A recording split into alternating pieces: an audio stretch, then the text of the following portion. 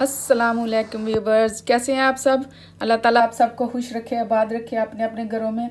आज मैं आपके लिए बहुत ही आसान तरीके से बहुत ही मज़ेदार सरसों का साग बनाने की रेसिपी शेयर करने जा रही हूँ। यहाँ मैंने 700 ग्राम साग लिया है और उसमें मैंने 1 पाव पालक ली है और दोनों को मैं धो के काट के तो हाफ कप पानी डाल के उसको बॉयल किया, पका के, यानी कि अच्छी तरह 1.5 घंटा मैंने इसको पकाया। 1.5 आवर इसको हल्की आंच पे पकाया था। तो जब वो ये गल गया तो मैंने इसको फिर ग्राइंडर में डाल के तो ग्राइंड करके रख लिया ताकि टाइम बच जाए। और इसमें कोई चीज़ मैंने शामिल नहीं की। अब मैं चीज़ें आपको बताती हूँ इसमें क्या डालना है। यहाँ मेरे पास है 1/2 teaspoon salt, 1/2 teaspoon crush chilli, 1 teaspoon green chilli मैंने क्रश करके रखी है। ये 1 टेबल स्पून है, लेकिन मैं 1 टीस्पून डालूंगी। स्पाइस आप अपने हिसाब से कम ज़्यादा कर सकते हैं, सॉल्ट भी, और जो भी आपने ये चीज़ें कम ज़्यादा कर सकते हैं जैसे आपको पसंद हो उस तरीके से।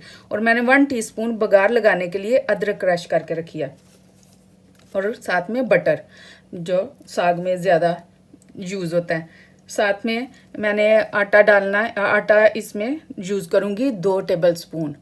अब बनाना शुरू करते हैं। यहाँ मैंने पैन रखा है, पैन में 2 टेबल स्पून मैंने बटर डाला है। बटर मेल्ट हो रहा है, साथ ही मैं अदरक डाल देती हूँ।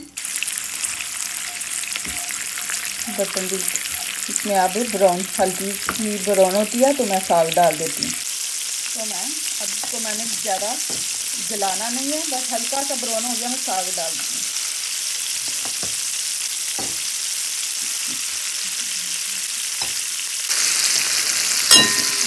साथ ही मैं इसमें डालूंगी आटा, फ्लावर जो रखा था ये 2 चम्मच, ताकि ये भी साथ पक जाएगा। सबसे पहले इसको डालूंगी और इसको थोड़ी देर भून 10 मिनट। साग तो रेडी है, वैसे पका हुआ है, लेकिन इन चीज़ों को पकाने के लिए ये 10 मिनट तक पकाएंगे। आटा अच्छे से मिक्स हो गया। अब मैं इसमें बाकी मसाले जो हैं वो भी डाल देती हूँ, सॉल्ट और crush chilli, green chilli.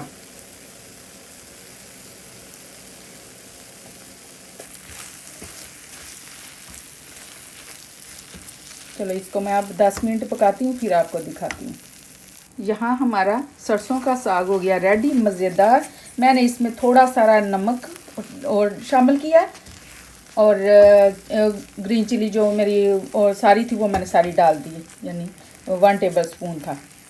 2 teaspoon 1 table spoon बनता है, वो मैंने सारा डाल दिया, तो बिल्कुल सही है। और अब मैं ये चूल्हा बंद करती हूँ और अब आपको बना के दिखाती हूँ उसकी मकई की रोटी। यहाँ मैंने मकई का आटा लिया, ये खुद ही बनाया मैंने, मेरा दिल कर रहा था। तो लॉकडाउन हो गया, शॉपें बंद हैं, तो मैंने कहा चलो मैं खुद ही थोड़ा सा पीसती हूँ। थोड़ा सा पीसा है, अब पता नहीं कैसा पीसा गया, तो मैंने कहा चलो थोड़ा सा बनाती हूँ, एक रोटी का बन जाए। तो इसको थोड़ा थोड़ा पानी डाल के गूंदना है, इसको बहुत पतला नहीं करते। ये तकरीबन मेरा आटा गूंज गया है। ये इस आटे को गूंदने का एक तरीका होता है, ये इसका यही तरीका है, इसको ऐसे मल के गूंदना होता है। अब मैं इसके बनाती हूँ रोटी। अब जैसे इसकी रोटी बनाते हैं वो ट्राई करते हैं।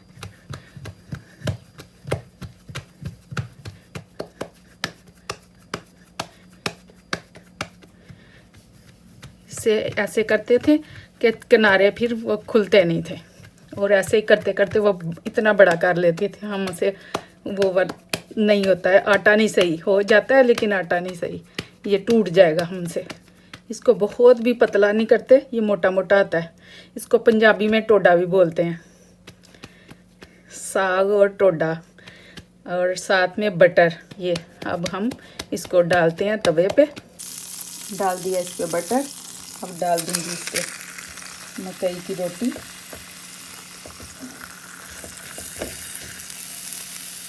इस साइड में भी बटर डाला, थोड़ा सा चेंज करके देखते हैं साइड।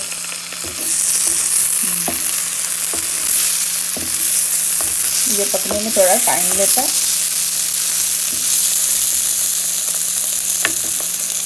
यहाँ मेरी मक्की की रोटी हो गई है रेडी। अब मैं प्लेट में निकालती हूँ। यहाँ हमारा हो गया है साग और मकई की रोटी रेडी, साथ खाएं बटर लगा के, बहुत मज़ेदार। और बनाए, आप भी ज़रूर बनाना, इसको ट्राई करना, खाना, और मुझे दुआ में याद रखना। इंशाल्लाह मिलती हूँ नेक्स्ट वीडियो में बहुत ही अच्छी सी रेसिपी के साथ। अल्लाह हाफिज़।